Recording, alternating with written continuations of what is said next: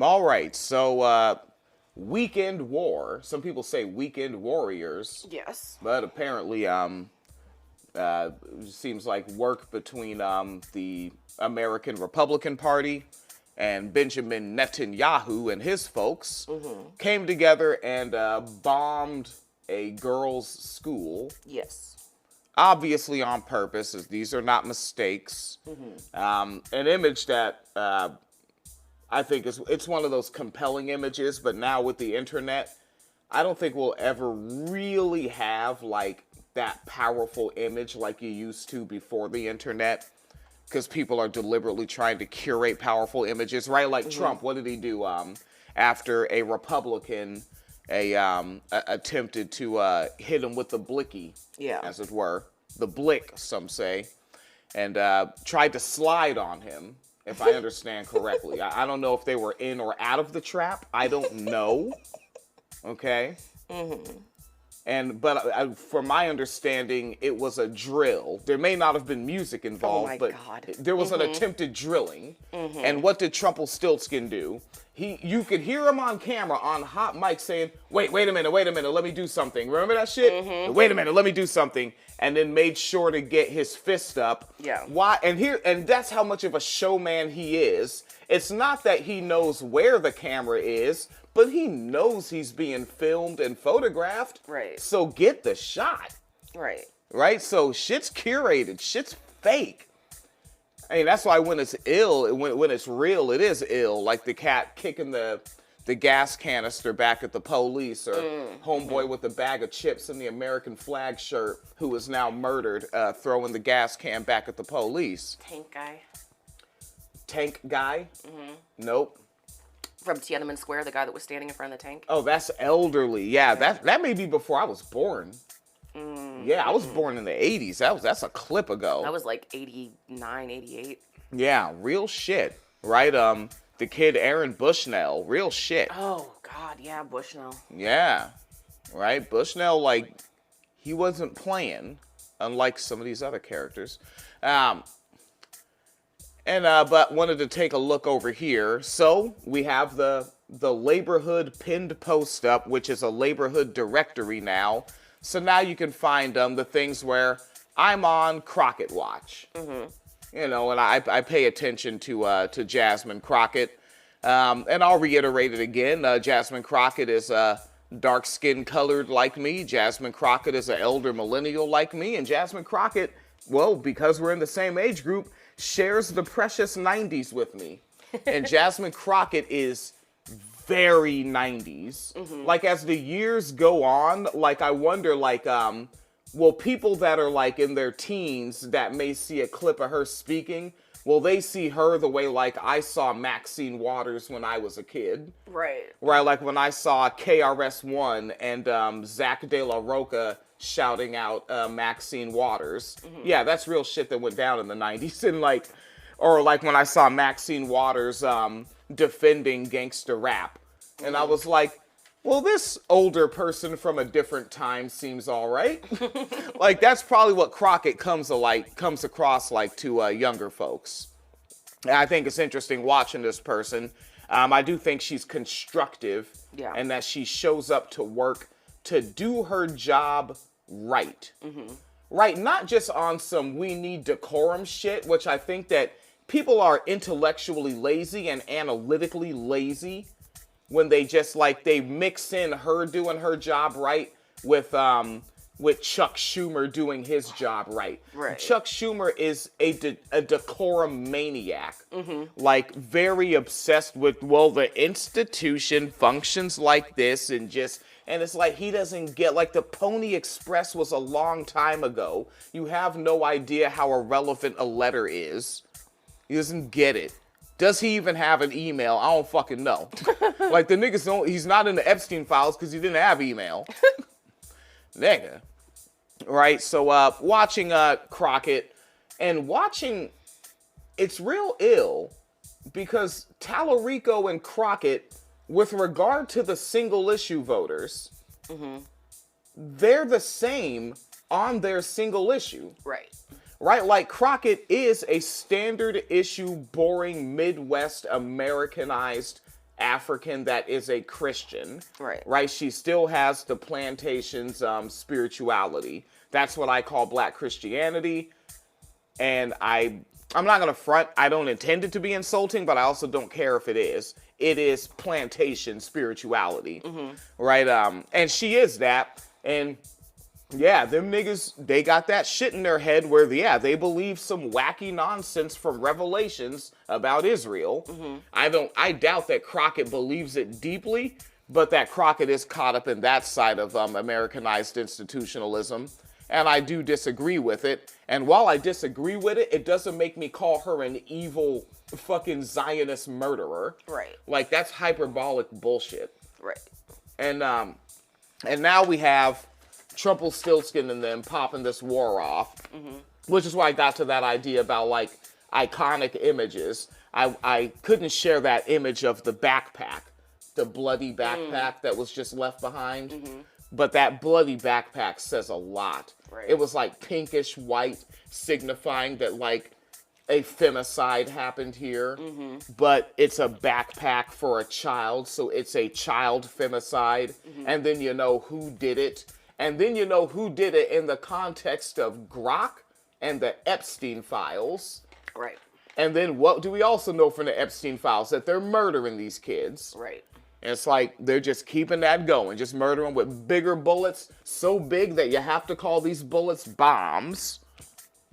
All right, now, I saw this commentary that I think is worthwhile because it has to do with how Crockett and Tallarico responded to the bombing.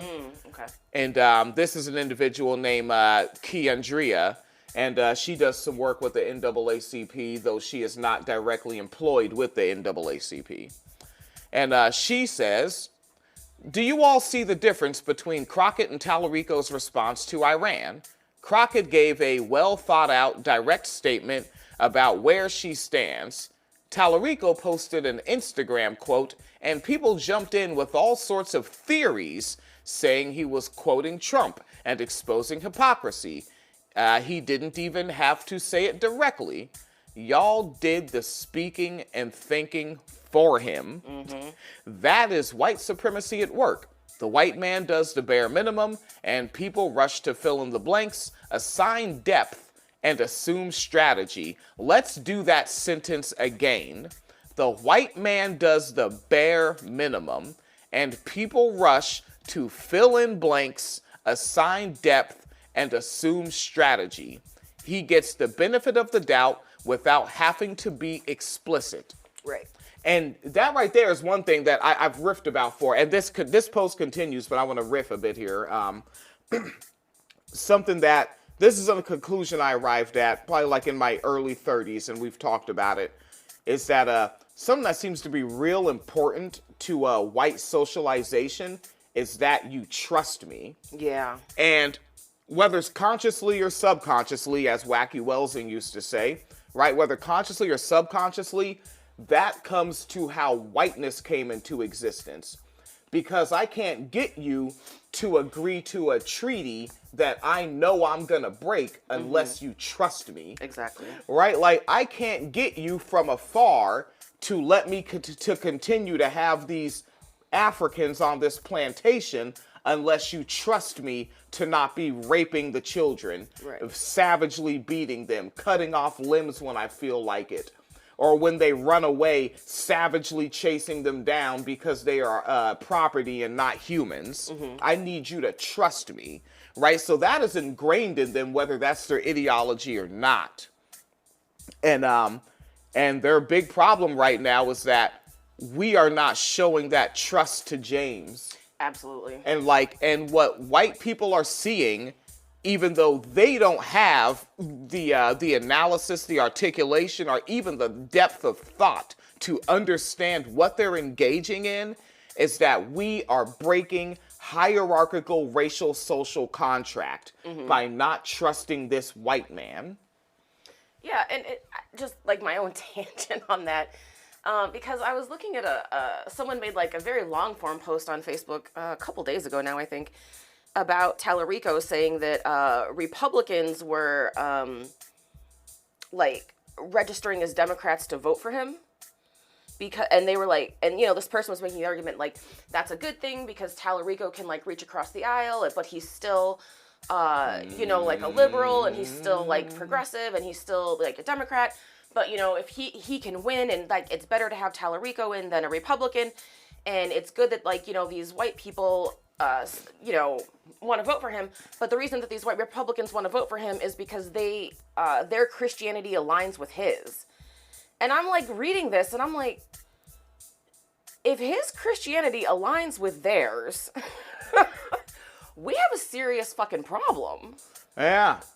Like, so where's he gonna stand on the 11-year-old girl being able to cross state lines for an abortion? Right. Or is he's just gonna conveniently miss that one in the news cycle? Exactly. It's gonna be one of those quiet votes that he never talks about, and somehow Colbert will not invite him on to ask him about it. Mm-hmm. Somehow the Daily Show staff will not invite him on to ask him about it. No one's gonna ask him about it. Somehow, I just have the funniest feeling that Sam Cedar, Emma Vigeland, and the Majority Report crew are just not gonna have time to do a segment on that. Exactly. They're gonna miss that one. Exactly. There's other stuff to cover. Right, because I'm just like looking at what, you know, white conservative Republican Christians are doing right now. Like, they're celebrating the bombing in Iran, which, another side note, did you see the Gold Star mom? I don't know what that is. Like, when your kids die at war, apparently you get to be a Gold Star parent because... No, that's not real. No, that's just making up stuff. I reject it her entirely. son died in Iraq. Okay. And they, for whatever reason, she got interviewed, and she's like, I'm so excited that we're bombing Iran. This is payback. And I was like, how the fuck is it payback to bomb a whole ass different country? But that's what Republican Christians are doing right now. So, like, when you see that my son died in Iraq, and mind you, didn't even die in combat, died because he was in a tank that, like, fell into a river. He didn't even die in combat.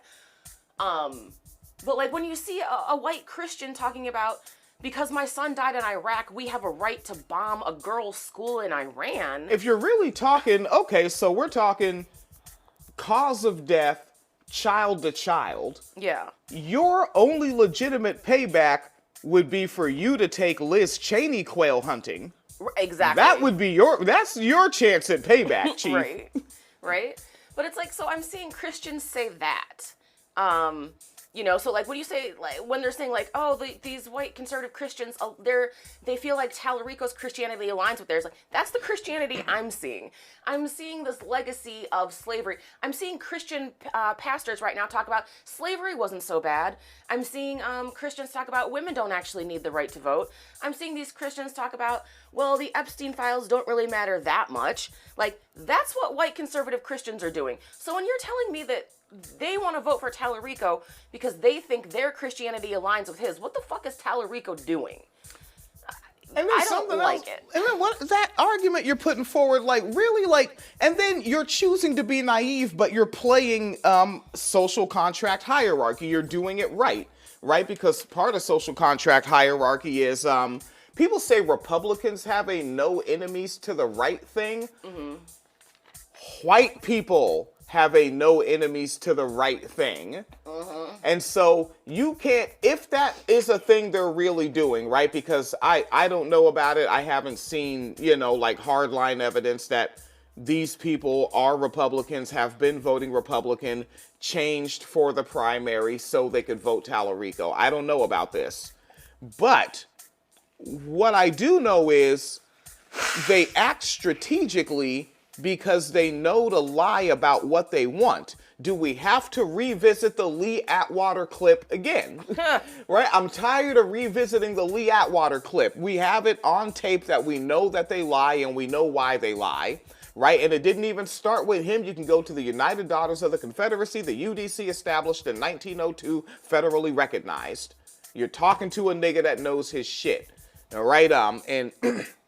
And could they also just be doing it to rat fuck? Absolutely. We have language for these things. I hate the English language and the progenitors of it because they refuse to use some of their most applicable words when they should be applied. Yep. Like rape. Don't apply that word. Say doing the deed. No, it's a sexual relationship with a minor.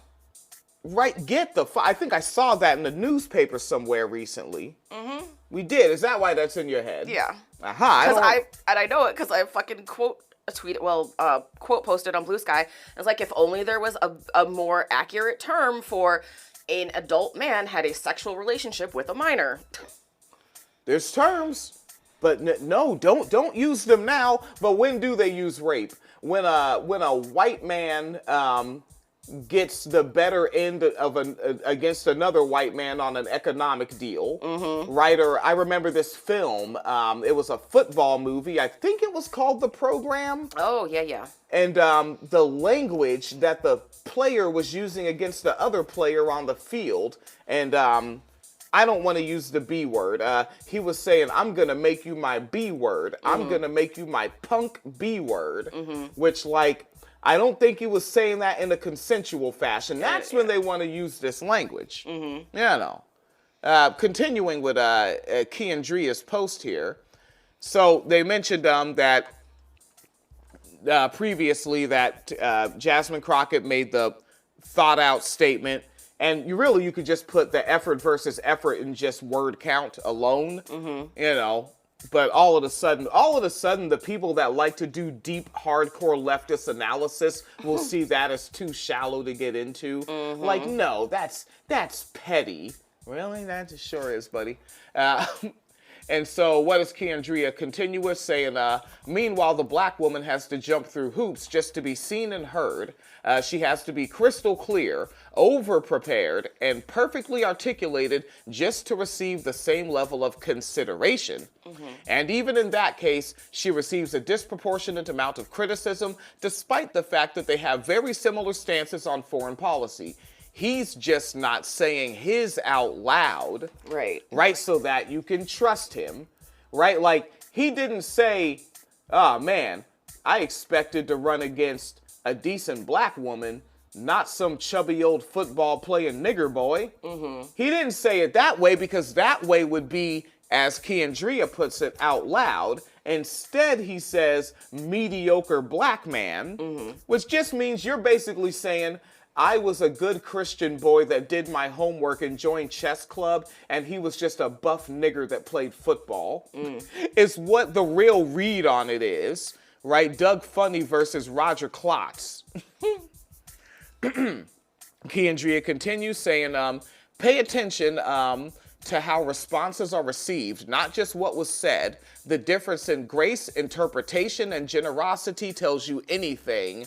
Lean on that word interpretation. They're choosing how to interpret the term. And then Keandria, hey, nicer person than me. Keandria closes out saying, can I be honest? I don't hate Tallarico. I'm sure there are places where he can be valuable in this fight, but right now we need Jasmine in the Senate.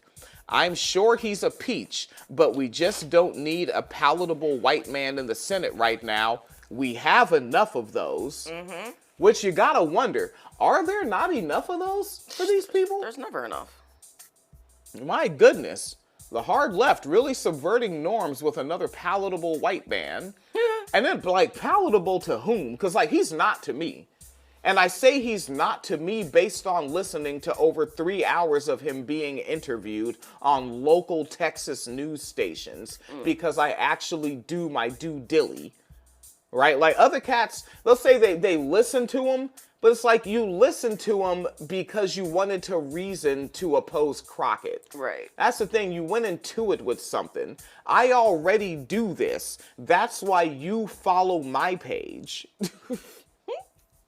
Oh, man. Yeah, Phoenix Kalita, you're feeling it. Yeah. Yeah, you're feeling it. All right, that one is that one. Okay. I'm working around this lapel mic thing. I think when I reach over to scratch the back of my neck, I cover the lapel mic with my wrist. Oh. I'm not good at lapel micing.